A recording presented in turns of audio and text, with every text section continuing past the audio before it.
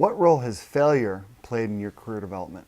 Well, it's interesting because of what I do. So much of the success or failure, and I almost lifted my hands to put them in quotes, but it is really a multi-dimensional project, and it involves a lot of individuals playing different roles at different points in time. And so it's not simply helping one individual get a job. Something I've learned a lot about in this role has been really experiencing the successes and failures of not only the individuals that we represent, but also the clients that come to us for assistance in helping them fill roles. And failures can be seen on one day as just that, a failure to get a job, a failure to find the right individual, a failure to execute on an interview, a failure to meet the demands of a particular candidate. And then what's fascinating is on, day 365 or day, whatever, down the road, a failure may be viewed in a very different light.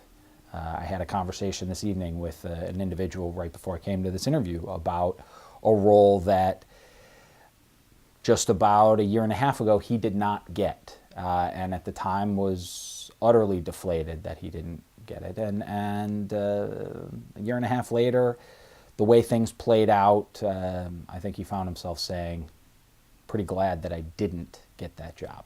So failure on day one may look very different than failure a year and a half, 2 years later. And reflecting back on your career and education, what experiences have you had that have taught you lessons? That's a very good question.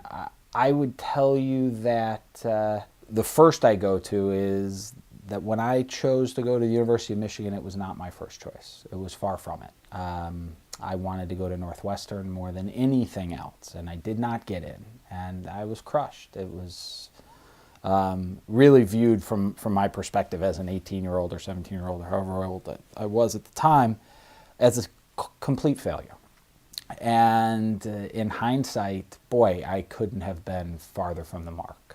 My life would be, nowhere near where it is now. You and I wouldn't be sitting in this chair, or at least highly unlikely that we would be. And I wouldn't trade that experience for anything.